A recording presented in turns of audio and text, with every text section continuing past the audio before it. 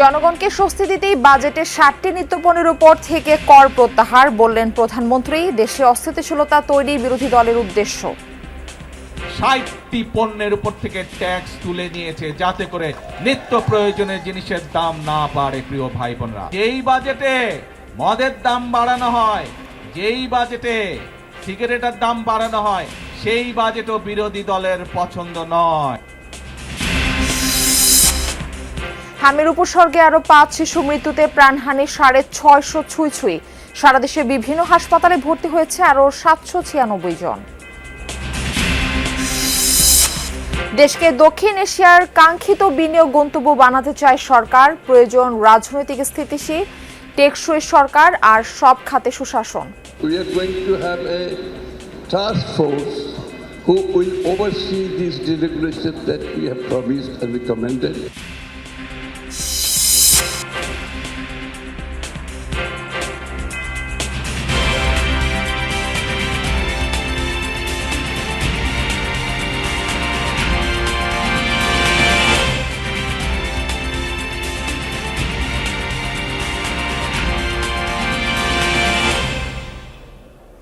আমন্ত্রণ জানাচ্ছি যমুনা নিউজে। আপনাদের সঙ্গে থাকছি আমি মারফি রহমান। এতক্ষণ শিরোনাম দেখছিলেন।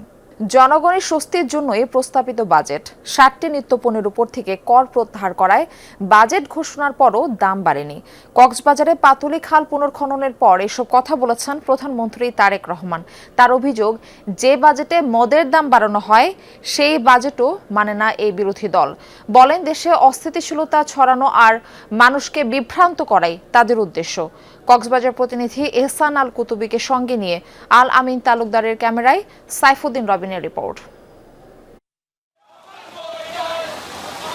পর্যটন নগরী কক্সবাজারে ভোর থেকেই টানা বৃষ্টি। বৈরী আবহাওয়ার মধ্যেই ছাতা মাথায় কিংবা কাক ভেজা হয়ে অপেক্ষায় নেতাকর্মীরা। উপলক্ষ প্রধানমন্ত্রী তারেক রহমানের আগমন।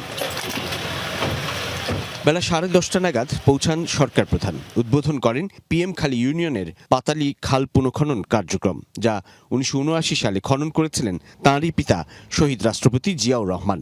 কক্সবাজারের দুঃখ, বাকখালী নদী থেকে এই খালের উৎপত্তি, যা পুনঃখননের মাধ্যমে শুষ্ক মৌসুমে থাকবে স্বাভাবিক জল প্রবাহ। প্রভাব পড়বে উৎপাদনের অর্থনীতিতে। পরে পথসভায় অংশ নিয়ে প্রধানমন্ত্রী বলেন, ভোটের কালির দাগ মোছার আগেই খাল পুনঃখনন, ফ্যামিলি কার্ড, কৃষক কার্ড বা চিকিৎসা ব্যয় কমানোর মতো জনস্বার্থ সংশ্লিষ্ট নির্বাচনী ইশতেহার বাস্তবায়ন শুরু করেছে সরকার। জানান, ৬০টি পণ্যের উপর কর প্রত্যাহার করায় বাজেট ঘোষণার পরও নিত্যপণ্যের দাম বাড়েনি। এইবার বাজেট দেওয়ার পরে এখন পর্যন্ত কোনো জিনিসের দাম বৃদ্ধি পায়নি, কারণ বর্তমান সরকার এই 2 দিন আগের বাজেটে ৬০টি পণ্যের উপর থেকে ট্যাক্স তুলে নিয়েছে যাতে করে নিত্য প্রয়োজনীয় জিনিসের দাম না বাড়ে। প্রিয় ভাই বোনরা, কারণ উদ্দেশ্য একটি, লক্ষ্য একটি, দেশের মানুষ যাতে ভালো থাকতে পারে। সরকার প্রধান বলেন, দেশের মানুষকে ভালো রাখতেই এই বাজেট প্রস্তাবনা, কিন্তু বিরোধী দল অস্থিতিশীলতা তৈরি এবং মানুষকে বিভ্রান্ত করতে চায়। যেই বাজেটে মদের দাম বাড়ানো হয়, যেই বাজেটে সিগারেটের দাম বাড়ানো হয়, সেই বাজেটও বিরোধী দলের পছন্দ নয়। তাদের উদ্দেশ্য একটাই, তাদের লক্ষ্য একটাই, সেটা হচ্ছে দেশের মধ্যে একটি অস্থিতিশীলতা, অশান্তি তৈরি করা, মানুষকে বিভ্রান্ত করা। জনগণই বিএনপির বড় শক্তি উল্লেখ করে প্রধানমন্ত্রী বলেন, যতক্ষণ প্রাণ আছে ততক্ষণ দেশ ও মানুষের ভাগ্য পরিবর্তনে কাজ করবে তাঁর সরকার। যতক্ষণ আমাদের এই ধরে প্রাণ থাকবে, আমরা ততক্ষণ পর্যন্ত এই দেশ এবং এই দেশের মানুষের জন্যই কাজ করে যাব, এবং এই কাজের মাধ্যমেই আমরা চেষ্টা করব, সর্বোচ্চ শক্তিতে ইনশাল্লাহ চেষ্টা করব এই দেশের ভাগ্যের পরিবর্তন করার জন্য, এই দেশের মানুষের ভাগ্যের পরিবর্তন করার জন্য। পরে প্রধানমন্ত্রী সফর করেন ডুলা হাজরা সাফারি পার্ক। চকরিয়ার মালুমঘাটে উদ্বোধন করেন 5 বছরে 25 কোটি বৃক্ষরোপণ কর্মসূচির। দাও ফিরে এসে অরণ্য, লও এ নগর। দরিয়ানগর কক্সবাজার থেকে যেন সেই স্লোগানই উচ্চারণ করলেন বিএনপি চেয়ারম্যান এবং প্রধানমন্ত্রী তারেক রহমান। নির্বাচনী প্রতিশ্রুতি অনুযায়ী দেশ জুড়ে 5 বছরে 25 কোটি বৃক্ষরোপণ কর্মসূচির উদ্বোধন করলেন তিনি। সে সঙ্গে দলের এবং সরকারের অগ্রাধিকারপ্রাপ্ত খাল পুনঃখনন কর্মসূচিও করলেন এখান থেকে। বৈরী আবহাওয়ার মধ্যে তারেক রহমানের এই কক্সবাজার আগমন ঘিরে সাধারণ মানুষ যেমন উৎসাহ আর উদ্দীপনা দেখিয়েছে, ঠিক তেমনি প্রধানমন্ত্রীর বক্তব্যের মধ্য দিয়ে দেশ এবং জনগণের উদ্দেশ্যে নানান কর্মসূচি গ্রহণের কথাও স্পষ্ট হয়েছে। সাইফুদ্দিন রবিন, যমুনা নিউজ, কক্সবাজার। হাম এবং উপসর্গ নিয়ে দীর্ঘ হচ্ছে মৃত্যুর মিছিল। গত 24 ঘন্টায় আরও 5 শিশু মৃত্যু হয়েছে। সারা দেশে হাম ও উপসর্গ নিয়ে রোগী ভর্তি হয়েছেন 733 জন। এর মধ্যে ময়মনসিংহে মারা গেছে একজন। প্রাদুর্ভাব শুরুর পর থেকে এখনো পর্যন্ত এই জেলায় হাম ও উপসর্গে প্রাণ গেছে 50 জনের। ময়মনসিংহ মেডিকেলে নতুন রোগী ভর্তি হয়েছে 19 জন। বর্তমানে চিকিৎসাধীন 100 জন রোগী। রাজশাহীতে মারা গেছে আরও এক শিশু।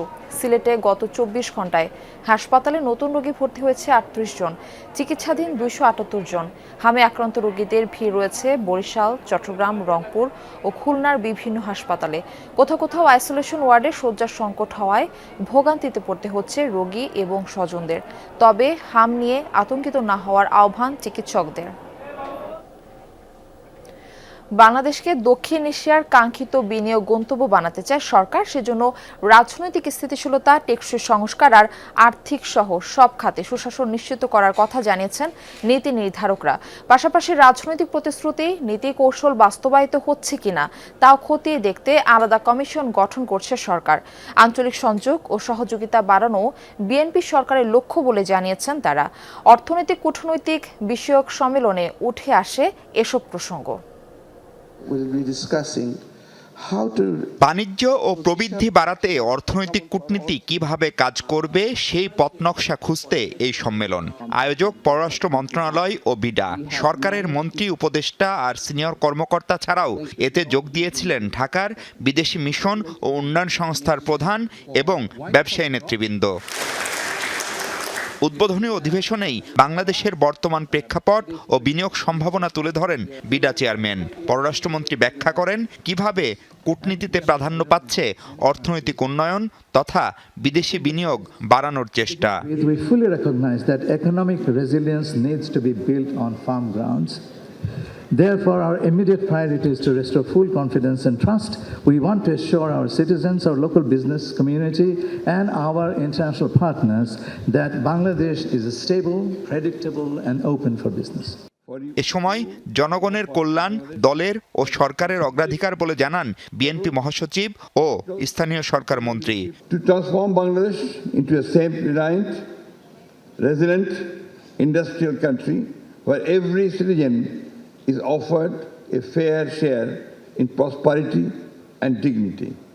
পররাষ্ট্র সচিবের সঞ্চালনায় প্রথম অধিবেশনে বিনিয়োগ ও অর্থনীতির সাথে কূটনীতির সম্পর্ক নিয়ে আলোচনা করেন নীতি নির্ধারকরা। সে সময় আসে কানেক্টিভিটি বাড়ানোর পাশাপাশি সরকারের কাজে স্বচ্ছতা ও জবাবদিহিতা নিশ্চিতের অঙ্গীকার।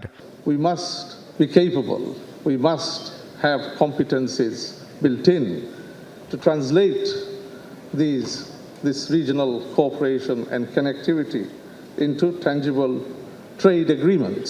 We are actually trying to build a bridge between the investors, our development partners, our friends. We facilitate the private sector, the NGO and the development partners to play their role and ensure that we achieve the ultimate goal, which is the empowerment and integration of all the communities in Bangladesh's development.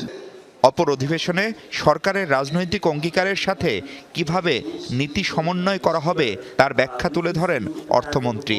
None of the financial institutions in Bangladesh are going to have any political appointment. But it's difficult to find good professionals, I have to admit. We are going to have a task force who will oversee these deregulations that we have promised and recommended. এই সম্মেলনে অংশগ্রহণকারীদের কাছে partner engagement note জমা দেওয়ার আহ্বান জানান উদ্যোক্তারা। এর ভিত্তিতে আগামীতে আরও আলোচনা করে করণীয় নির্ধারণ করবে সরকার। মাহফুজ মিশু, যমুনা নিউজ, ঢাকা। অবশেষে নির্মিত হতে যাচ্ছে সিরাজগঞ্জ থেকে বগুড়ায় নতুন ডুয়েল গেজ রেলপথ। এতে 114 কিলোমিটার অতিরিক্ত পথ যাতায়াত করতে হবে না উত্তরাঞ্চলের 13 জেলার প্রায় 3 কোটি মানুষকে। যাত্রার সময়ও কমবে প্রায় 3 ঘন্টা। প্রস্তাবিত 12,500 কোটি টাকার প্রকল্পটির ভিত্তিপ্রস্তর আগামী জুলাইয়ে স্থাপন করবেন প্রধানমন্ত্রী। নির্মাণ কাজ শুরু হবে আগামী বছরের ফেব্রুয়ারিতে। মেহরুল সুজনকে সাথে নিয়ে আলমগীর স্বপনের রিপোর্ট। এতদিনে কাজ শেষ হওয়ার কথা ছিল সিরাজগঞ্জ বগুড়া রেলপথের। অর্থায়নের আশ্বাস দিয়েছিল ভারত, কিন্তু অর্থায়নের দীর্ঘসূত্রিতার পথ ধরে আওয়ামী লীগ সরকারের পতনের পর শেষ পর্যন্ত প্রকল্প থেকে সরে যায় ভারত। শপথ করিতেছি যে বিএনপি সরকার ক্ষমতায় আসার পর নতুন করে গতি পেয়েছে উত্তরাঞ্চলের রেলযাত্রীদের দীর্ঘদিনের কাঙ্ক্ষিত প্রকল্পটি। এরই মধ্যে ভূমি অধিগ্রহণের চুক্তি সম্পন্ন হয়েছে। এশিয়ান ইনফ্রাস্ট্রাকচার ইনভেস্টমেন্ট ব্যাংক এটা অর্থায়ন করবে আমাদের। এটি ডিপিপি প্রায় শেষ পর্যায়ে, একনাকে অনুমোদিত হওয়ার পরে এটি টেন্ডার হবে। জুলাইয়ে মাননীয় প্রধানমন্ত্রী একটা ভিত্তিপ্রস্তর স্থাপন করবেন। উনি ফলক উন্মোচন করলেই বাকি মাটি ভরাটের কাজ এবং অন্যান্য টেন্ডারিংয়ের যে কাজগুলো তারা রেল বিভাগ শুরু করবেন। সিরাজগঞ্জ থেকে বগুড়ার রেলপথটি হবে ৭৬ কিলোমিটার। এতে উত্তরাঞ্চলে ১৩ জেলার রেলযাত্রীদের পথ কমবে প্রায় ১১২ থেকে ১১৪ কিলোমিটার। যাত্রার সময়ও কমবে প্রায় ৩ থেকে ৩.৫ ঘন্টা। আমরা এখন যদি ঢাকা থেকে যেতে চাই, রেল লাইন এদিক দিয়ে ঘুরে টুরে কিন্তু ওইদিকে এই সব জেলা, ঠাকুরগাঁও, নীলফামারী, লালমনিরহাট, রংপুর, গাইবান্ধা, সব জয়পুরহাট, সবগুলো কিন্তু অনেক ঘুরে যেতে হচ্ছে।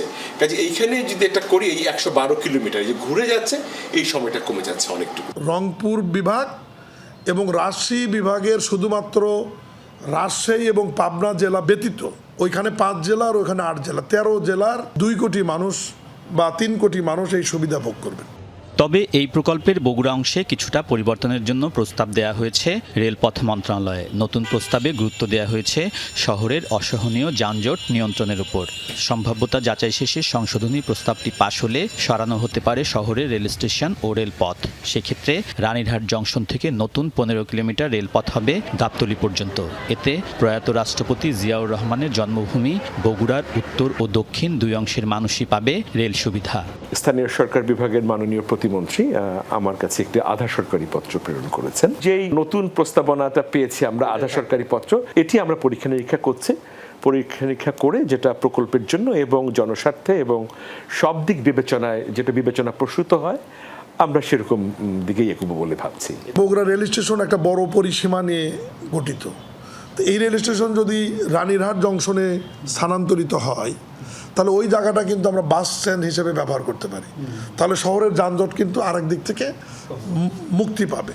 প্রকল্পের বর্তমান ব্যয় ১২,৪৪২ কোটি টাকা। সংশোধিত প্রস্তাব গৃহীত হলে যোগ হবে আরও প্রায় ১,৫০০ কোটি টাকা। তবে যানজট বিবেচনা করে নতুন প্রস্তাবকে ইতিবাচক হিসেবে দেখছে বগুড়াবাসী।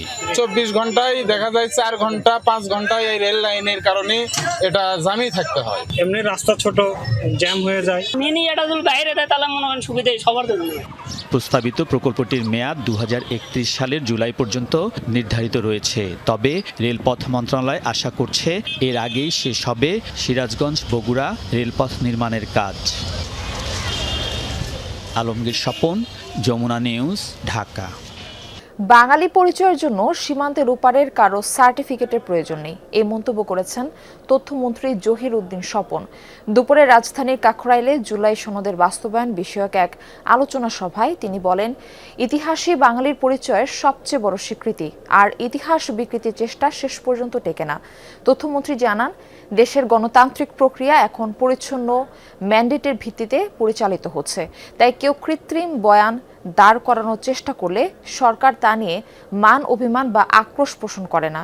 তিনি আরও বলেন, ভারতের পশ্চিমবঙ্গের সঙ্গে ভাষাগত মিল থাকলেও সাংস্কৃতিক মনোজগতে বাংলাদেশের নিজস্ব স্বতন্ত্র রয়েছে। সরকার সঠিক ইতিহাসকেই বয়ান হিসেবে প্রতিষ্ঠা করতে চায় বলেও উল্লেখ করেন তিনি। এবং এই কাজ যদি তারা করতে পারে, তাহলে বাংলা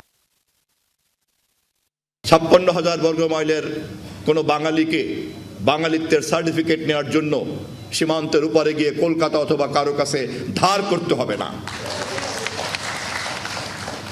ঐতিহাসিকভাবেই, নৃতাত্ত্বিকভাবেই এই দেশের জন্ম নেওয়া বাঙালি আমরা। গ্যাস, জ্বালানি ও বিদ্যুতের দাম বাড়িয়ে বাজেট বাস্তবায়ন করা সম্ভব না, এমনটাই বলেছেন জামায়াতের সেক্রেটারি জেনারেল মিয়া গোলাম পরোয়ার। দুপুরে ভোলায় দলীয় এক অনুষ্ঠানে এসব কথা বলেন তিনি। গোলাম পরোয়ার অভিযোগ করেন, জুলাই সনদকে অস্বীকার করে জনগণের বিরুদ্ধে অবস্থান করছে সরকার। আবার দলীয় নেতা কর্মীদের সুবিধার জন্য উচ্চবিলাসী বাজেট পাশ করার চেষ্টা চলছে। এ সময় ভোলায় মানুষের জীবনমান উন্নয়নের জন্য গ্যাসভিত্তিক শিল্প কারখানা স্থাপনের দাবি জানান জামায়াতের এই শীর্ষ নেতা।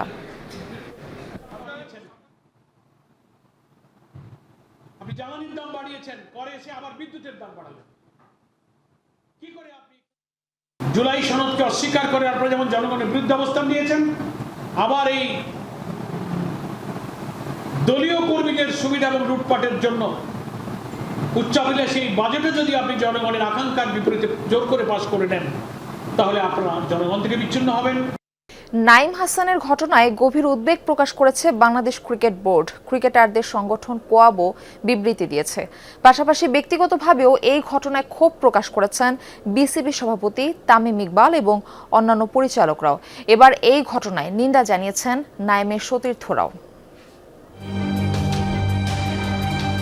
শুক্রবার রাতে ঢাকা প্রিমিয়ার লিগের ম্যাচ খেলে নিজ শহর চট্টগ্রামে ফিরছিলেন জাতীয় দলের ক্রিকেটার নাইম হাসান। সেখান থেকে বাসায় ফেরার পথে আইন শৃঙ্খলা রক্ষাকারী বাহিনীর সদস্যরা তাকে তুলে নিয়ে মারধর করে থানায় নিয়ে যান। এরপর নগরীর খুলশী থানায়ও হেনস্থার শিকার হয়েছেন এই অফ স্পিনার। এ ঘটনায় গভীর উদ্বেগ প্রকাশ করেছে বাংলাদেশ ক্রিকেট বোর্ড। ক্রিকেটারদের সংগঠন কোয়াবো বিবৃতি দিয়েছে। পাশাপাশি ব্যক্তিগতভাবেও এই ঘটনায় ক্ষোভ প্রকাশ করেছেন বিসিবি সভাপতি তামিম ইকবাল এবং অন্যান্য পরিচালকরাও। এ ঘটনায় নিন্দা জানিয়েছেন নাইমের সতীর্থরাও। সামাজিক যোগাযোগ মাধ্যমে এই ঘটনার প্রতিবাদ জানিয়ে সভাপতি তামিম ইকবাল লিখেছেন, নাইম তার সঙ্গে যোগাযোগ করার সাথে সাথেই তিনি ব্যবস্থা নিয়েছেন। পাশাপাশি অন্য পরিচালকদেরও পাশে পেয়েছেন নাইম। সব ধরনের সহায়তার আশ্বাস দিয়েছেন বিসিবি ডিরেক্টররা। নাইমের সঙ্গে ঘটা ঘটনায় সুষ্ঠু বিচার চেয়ে মুশফিকুর রহিম লিখেছেন, এই ঘটনা তাকে ব্যথিত ও লজ্জিত করেছে। ঘটনার সুষ্ঠু তদন্ত ও দায়ীদের বিরুদ্ধে যথাযথ ব্যবস্থা নেয়ার দাবি জানিয়েছেন বাংলাদেশ দলের পেসার তাসকিন আহমেদ।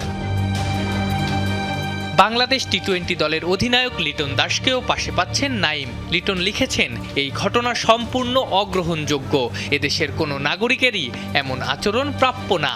এই ঘটনায় বিচার চেয়েছেন মোসাদ্দেক, ইমন, মেহেদীদের মতো বর্তমান ক্রিকেটার থেকে শুরু করে আশরাফুল, হান্নান, নাজমুলদের মতো সাবেক ক্রিকেটাররাও। যদিও এরই মধ্যে ঘটনার সঙ্গে জড়িত 2 পুলিশ সদস্যকে সাময়িক বরখাস্ত করেছে Chattogram metropolitan police. Afnan Piyal, Jamuna sports. শুধুমাত্র আইন প্রণয়নই যথেষ্ট নয়, দরকার বাস্তবায়নও। পিতামাতার ভরণ পোষণ আইনের বাস্তবায়ন যেমন দরকার, তেমনই প্রয়োজন পারিবারিক সামাজিক মূল্যবোধের বিস্তার। এই মন্তব্য করেছেন বিএনপির আইন বিষয়ক সম্পাদক barrister Mohammad Badruddoza Badal. Debate for ডেমোক্রেসির সভাপতি বলেন, সামাজিক সচেতনতা প্রয়োজন, নতুবা শুধু আইন দিয়ে মা বাবার অধিকার সুরক্ষিত করা অসম্ভব। ডিবেট ফর ডেমোক্রেসি ছায়া সংসদ। বিতর্কের বিষয় পিতামাতার অধিকার বাস্তবায়নে ভরণ পোষণ আইন। প্রধান অতিথি বাংলাদেশ জাতীয়তাবাদী দলের আইন বিষয়ক সম্পাদক ব্যারিস্টার মোহাম্মদ বদরুদ্দোজা বাদল বলেন, পারিবারিক বন্ধন দৃঢ় করা গেলে কমাতে পারে অমানবিক ঘটনা। পাশাপাশি এই আইনে হওয়া মামলাগুলোর দ্রুত নিষ্পত্তি করতে হবে। শুধু আইন করলেই হবে না, আমাদের কিন্তু দেশে অলমোস্ট সব সেক্টরে সব রকম আইনই আছে, কিন্তু অনেক ক্ষেত্রে দেখা যায় যে আইনের কার্যকারিতার ভীষণ অভাব। আইন প্রয়োগের জন্য, আইনের কার্যকারিতার জন্য সামাজিক সচেতনতা অবশ্যই দরকার। পারিবারিক বন্ডিং সেটা অবশ্যই বাড়ানো দরকার। ডিবেট ফর ডেমোক্রেসির সভাপতি বলেন, বাজেটে সিনিয়র সিটিজেনদের ট্রেনে ভাড়া মওকুফ আর মেট্রো রেলে 25% ছাড় দেওয়ার ঘোষণা তাদের সম্মানিত করবে। 2013 সালে যে আইনটি করেছি সেই আইনের মধ্যে মা বাবার সুরক্ষার কথা বলা হয়েছে, কিন্তু সেই সুরক্ষার আইন দিয়ে কিন্তু আমরা করতে পারবো না। আমরা যদি সামাজিক সচেতনতা তৈরি না করি, আমরা 2013 সালের বাবা মার ভরণ পোষণ আইনকে যদি আমরা গণমাধ্যমের মাধ্যমে ক্যাম্পেইন না করি, আমরা যদি জনগণের মধ্যে ভয়েস রেইজ না করি, তাহলে কিন্তু আমরা শুধুমাত্র এই আইন দিয়েই মা বাবার যে সুরক্ষা সেটি আমরা করতে পারবো না। বিতর্ক প্রতিযোগিতায় সরকারি শহীদ সোহরাওয়ার্দী কলেজকে হারিয়ে বিজয়ী হয়েছে অতীশ দীপঙ্কর বিজ্ঞান ও প্রযুক্তি বিশ্ববিদ্যালয়। হাসিবুল করিম বিজয়, যমুনা নিউজ, ঢাকা। স্বাধীন গণমাধ্যম কমিশন গঠনের উদ্যোগকে সাধুবাদ জানালেও কার্যকারিতা এবং স্বচ্ছতা নিয়ে উঠছে প্রশ্ন। সকালে ডেইলি স্টার সেন্টারে এই নিয়ে মতবিনিময় সভা হয়। গণমাধ্যম ব্যক্তিত্বরা বলেন, প্রেস কাউন্সিলের মতো নতুন কমিশন যেন অকার্যকর না হয়, এর জন্য দরকার স্বচ্ছতা। সংবাদকর্মীদের অধিকার নিশ্চিতের পাশাপাশি অপসাংবাদিকতা রুখতেও তাগিদ দেওয়া হয়। জাতীয় গণমাধ্যম কমিশন অধ্যাদেশ 2026-এর খসড়া নিয়ে মতবিনিময় সভা শনিবার ডেইলি স্টার সেন্টারে এই আয়োজনে অংশ নেন সাংবাদিক, সম্পাদক, গবেষক ও অধিকার কর্মীরা, যেখানে স্বাধীন ও স্বচ্ছ গণমাধ্যম কমিশনের প্রয়োজনীয়তা এবং সরকারের কাছে এ নিয়ে প্রত্যাশা তুলে ধরেন বক্তারা। আমরা আশা করছি এটা আমাদেরকে সহযোগিতা করবে। বারবারই গণমাধ্যমের স্বাধীনতা নিয়ে গুরুত্ব আরোপ করেন বক্তারা। একই সাথে অপসাংবাদিকতার বিরুদ্ধেও তোলেন আওয়াজ। বলেন, সাংবাদিকদের অধিকার রক্ষায় কমিশন যেন স্বচ্ছতার সঙ্গে কাজ করতে পারে সেদিকে লক্ষ্য রাখতে হবে। একই সাথে স্পষ্ট হতে হবে জবাবদিহিতার জায়গাটিও। সাংবাদিকের অধিকারটা নিয়ে খুবই বেশি কথা বলি, কিন্তু যারা জার্নালিজমের শিকার হচ্ছেন, প্রতিদিন মিথ্যার শিকার হচ্ছেন, তাদের আসলে রাইটস এর ব্যাপারে কেউ একটা কথা বলে না। ফুল অফ কারাপশন এভরি লেয়ারে এখানে চলতেছে। আর একটা কমিশন করলেন, সেই কমিশন যদি ওই একই রোগে মানে অসুস্থ থাকে, তাহলে you will not get something better delivery from that either. বাংলাদেশের প্রেস যতবার আন্ডার অ্যাটাক হয়েছে, কোনোদিন প্রেস কাউন্সিল থেকে কোনো স্টেটমেন্ট এসেছে বলে আমার জানার মধ্যে কোনো রেকর্ড নাই। তো সেটাও কিন্তু একটা পুনর্বাসন কেন্দ্রই হয়েছিল। তো এটা যেন আবার পুনর্বাসন কেন্দ্র না হয়। সাংবাদিকতায় কপিরাইট সুরক্ষার দুর্বলতা নিয়েও কথা বলেন বক্তারা। বলেন, অর্থনৈতিক নিরাপত্তা ছাড়া বস্তুনিষ্ঠ সাংবাদিকতা ব্যাহত হবে। কপিরাইটটা একটা বড় ইস্যু আসছে, যে মুহূর্তের মধ্যে কপি হয়ে যায়। কে কাকে কপি করছে এটা বের করার জন্য একজন লোক নিয়োগ করতে হয়, যে আসলে প্রথমে কে করলো এটা। এই জায়গায় আমি মনে করি যে কিভাবে কাজ করতে হবে, যে নতুন পলিসি হবে সেখানে এটাকে জোর দেয়া। মানুষ কিন্তু ঢাকার বাইরে জানে না যে ওদেরকে বেতন দিতে হয়, ওরা যে বাইক চালায় সেটা কোথায় পায়। তো এমন পরিস্থিতি আসলে দিন দিন কিন্তু এটা খারাপের দিকে যাচ্ছে। মালিকের স্বচ্ছতা যদি ঠিক থাকে এবং এডিটোরিয়াল জায়গাটা যদি ঠিক থাকে, তখন অটোমেটিকলি এই অপসাংবাদিকতাকে মানুষ পরিত্যাগ করবে। আলোচকদের মতে, শূন্য থেকে শুরু না করে গণমাধ্যম সংস্কার কমিশনের সুপারিশগুলোকে সামনে রেখে এগোনো উচিত সরকারকে। তাহলে নতুনভাবে কমিশন গঠনে হবে না দীর্ঘসূত্রতা। এই কমিশন সম্পর্কে আমাদের আসলে খুব স্পষ্ট অবস্থান গ্রহণ করা দরকার এবং প্রোঅ্যাক্টিভ, সক্রিয়ভাবে উদ্যোগী ভূমিকা গ্রহণ করা দরকার। সুমাইয়া ঐশী, যমুনা নিউজ, ঢাকা। গণভোটের গণরায় বাস্তবায়ন, জনদুর্ভোগ নিরসন ও দ্রব্যমূল্য নিয়ন্ত্রণের দাবিতে চট্টগ্রামের লালদিঘিতে সমাবেশ আয়োজন করেছে 11 দলীয় জোট। আমরা সরাসরি চলে যাচ্ছি সেখানে। আলহামদুলিল্লাহি রাব্বিল আলামিন ওয়াস সালাতু ওয়াস সালামু আলা সাইয়্যিদিনা মুহাম্মাদিন ওয়া আলা আলিহি ওয়া সাহবিহি আজমাইন। প্রিয় চট্টগ্রামবাসী, আপনারা ভালো আছেন? আয় কিন্তু অনরার পোয়া।